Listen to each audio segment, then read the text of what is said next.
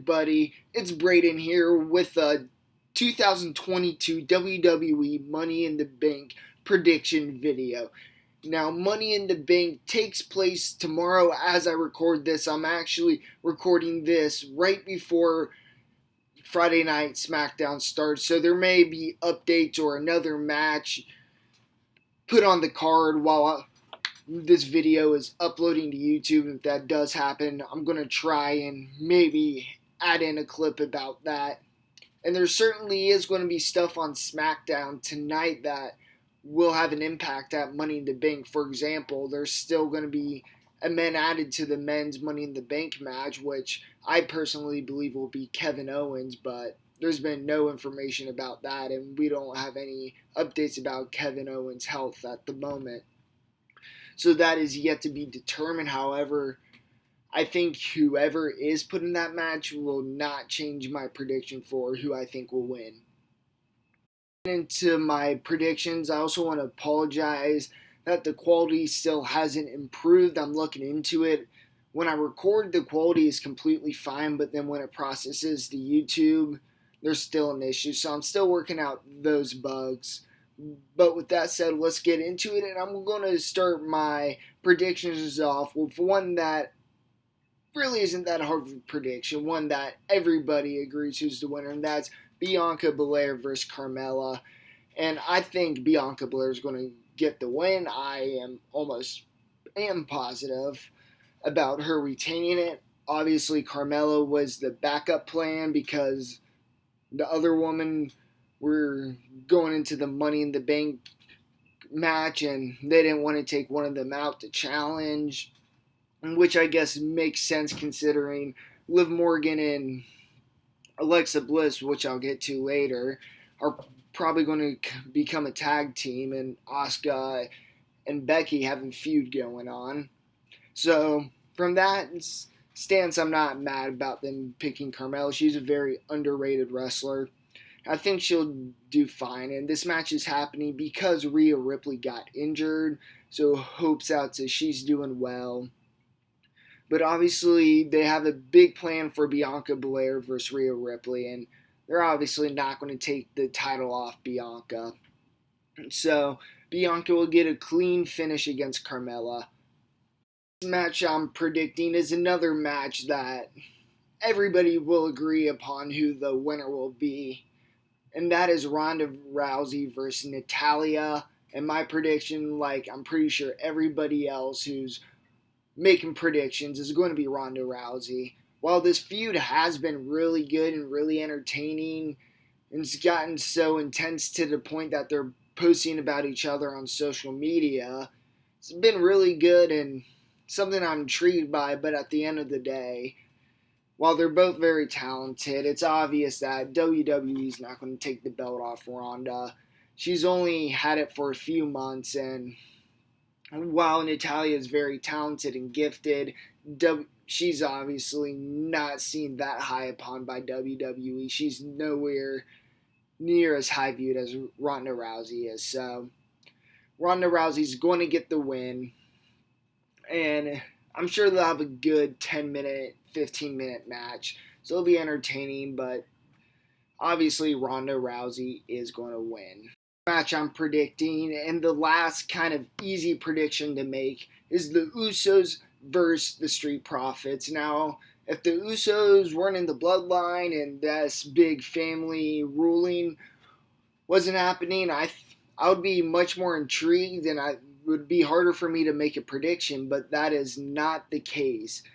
While the feud has been really entertaining, really good, the Street Profits beating the Usos by first a countout, but then getting a win, which WWE is trying to make you think the Street Profits are in this, they have a chance, and hence why I said earlier, if this wasn't with the Usos in the bloodline, there, then it would be a much more difficult decision, maybe not much more, but it wouldn't be so obvious.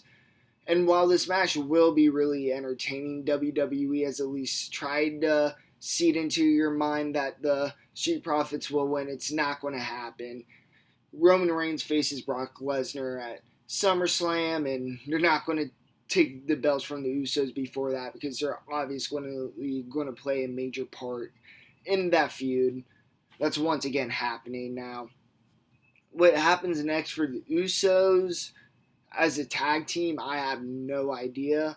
Maybe the Viking Raiders, but they're both heels now, so that is to be remained unknown until we hear something. But like I said, Usos going to get the win, and it's going to be a fun match to watch, but it's going to end with a clean win by the Usos.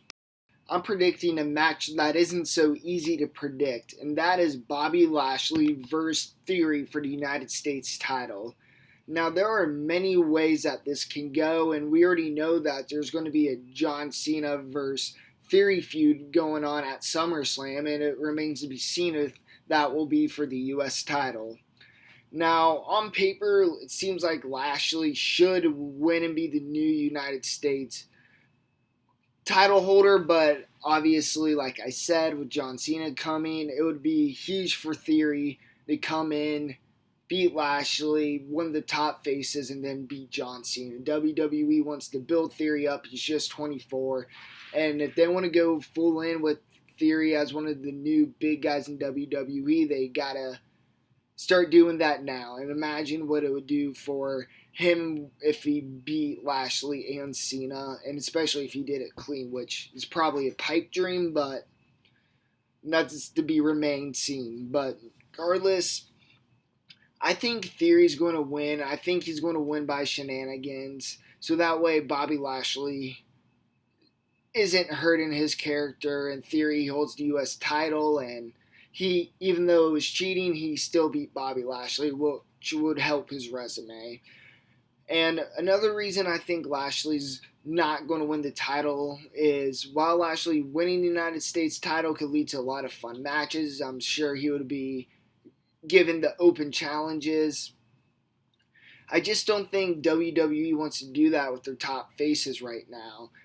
I think they want to put them in big feuds, have them have big matches, which they could obviously do for U.S. title, and they should. And I hope they start doing that with the Intercontinental Championship with Gunther. I probably just said his name wrong, but with him holding it.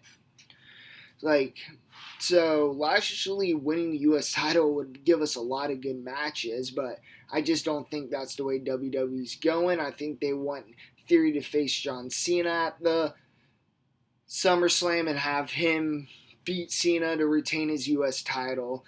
And to protect Theory, I think Theory may use that baby oil stuff we've seen the last few weeks and do a surprise roll-up, so it's less of a clean finish. Maybe MVP and Omos come out to continue that feud,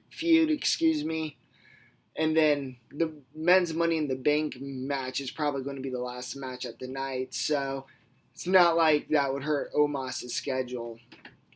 But how Theory will exactly win, I don't know. But yeah, I think he retains the title, and then he'll go on to feud with John Cena, and the Lashley versus Omos feud will continue, which will hopefully turn into a match between Bobby Lashley and MVP.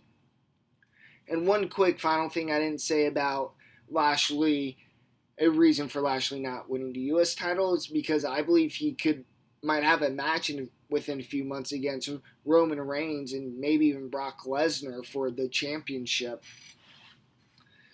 And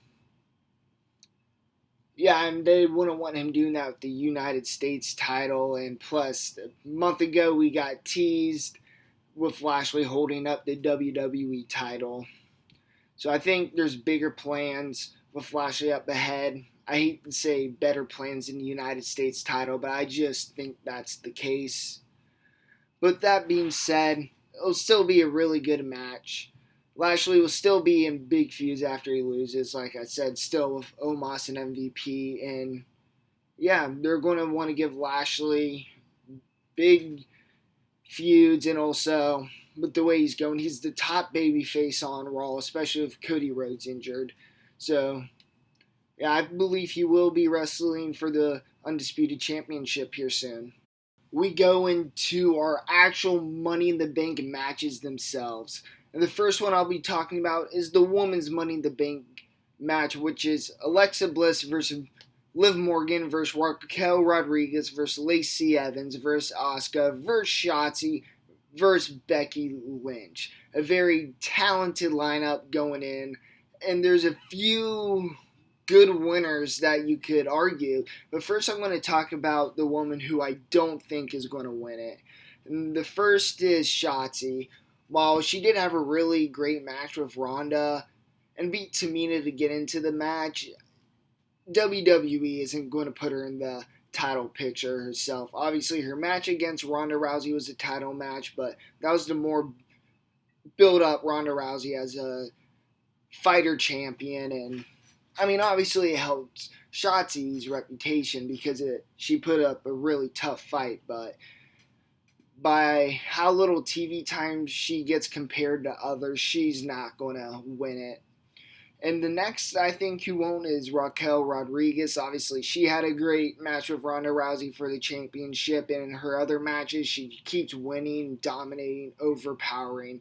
But like Shotzi, while they're building her reputation up, they're just not ready to put them in the title picture yet. The next who I don't think is Alexa Bliss and Liv Morgan. Earlier in this video, I mentioned about them wanting to be a tag team. There's been a lot of hints at that, even with their latest match on Raw with them wrestling and Liv Morgan getting to win, which made me really excited, which also helped build Liv Morgan up a little for this match. But the women's tag team division is in total shambles right now. I mean, you got Nikki ASH, almost a superhero, and Doudrop, but they have done very little to nothing. They keep losing their matches, although Doudrop is the one of the finalists, well, the finalist other than Becky in the final qualifier match. Becky obviously pinning her to get into the match, so they at least are a little higher on Doudrop compared to Nikki ASH. But yeah, WWE's hinted at them being a tag team, and they also had the weird segment on Raw saying, "You're not my friend, I don't trust you." I think that could be a part of the storyline when they're a tag team, but yeah, I think they're going to be a tag team. WWE obviously needs them, and they've already been building up as them. And the next who I don't think will win is Asuka. She won it 2 years ago, but she just lost last month in a triple threat match with Bianca Belair and Becky Lynch. Obviously, she was the one who got pinned. The story continued with Becky kind of having bad luck, going down with her mentalness when it was Bianca who pushed Becky out. Who pushed. I can't talk. Who pushed Becky Lynch out of the way, and then she pinned Asuka. So I don't think WWE has plans for Asuka to hold a championship as of now, but I think Asuka's going to have moments where we're going to think she may win. Now, everybody else I think will potentially win. You can make an argument for any. Becky Lynch, Lacey Evans. Those are really the last two. But I think it's going to come down to those two. The obvious prediction and the most talked about is Becky Lynch. And I think I think she may end up being the winner, but my gut's telling me Lacey Evans. Now, obviously, since WrestleMania, where she lost the title, she's been in the title picture continuously, and they may add that going into SummerSlam by her winning it, but I think Lacey Evans would be a really good story. She's been pretty over since she's come back, story with her stories, and she's dominated in her matches. And WWE can still have Becky Lynch be in the title picture without the Money in the Bank. Like, obviously, despite her heel status, she is very over with the fans. The fans kind of love her, especially in her character right now. I think there's more to explore there, but that's also come from my point of view and not WWE's. But I think with Lacey Evans, it's an easy way to put her in the title picture without her having to do months of build-up. Winning Money in the Bank would just boost her right up. And I highly doubt if they had Lacey Evans win, they would just instantly have her cash in and win a title. She will probably be a few months where she gets in a few feuds, coming out on top in every of them.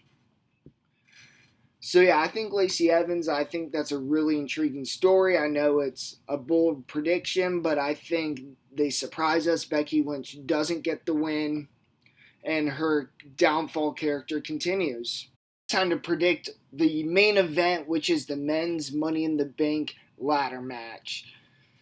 So, we have Seth Rollins versus Drew McIntyre versus Sheamus versus Omos versus Sami Zayn versus Riddle, and with a person that is to be determined, which will, by the time you watch this video, you will know who that person is, unless if you watch this video right after it's posted and during Friday Night SmackDown. But as of now, I don't know that person, but I don't think that matters because I think that person isn't going to win. I think that person will be KO, and I hope it is. I think if they were really going to have Ezekiel be a legitimate answer in the Money in the Bank match, they would have found a way to get him on other than by beating KO. So, people who I don't think are going to win, Omos and Sheamus. Now, I think Omos is he's a weird guy. Obviously, WWE has put him very dominant, and he's over in that way. And though he's lost to Bobby Lashley since WrestleMania, he's obviously viewed as this destructor. But I just don't think WWE wants him in the Money in the Bank, in the WWE Championship title picture. His mic skills aren't very great, and obviously he has MVP for that, but I just don't think WWE is going to put them in that direction. And Sheamus, I just don't think he's going to win it because obviously he's in Fight Night, but he's not really seen as in title picture while he is one of the top heels on SmackDown.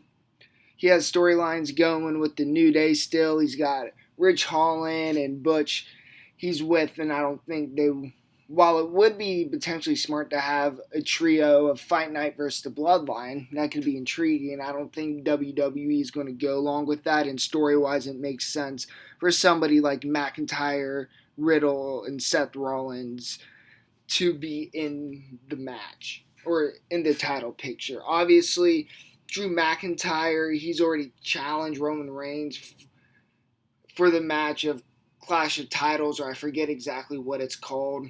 And I think that match will have happened, and maybe Drew McIntyre winning Money in the Bank and directly challenging Roman Reigns, and that's him cashing it in. Now, I highly doubt that's going to happen, but I think it certainly is possible, and Roman Reigns beat Drew McIntyre at Survivor Series in 2020.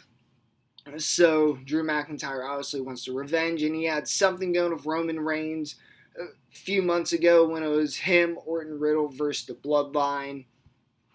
And so he also has unfinished business in that aspect. Like I said, he's challenging Roman Reigns when they're in the UK, but we haven't heard anything since that. So him winning the Money in the Bank contract could give us a leeway back into that.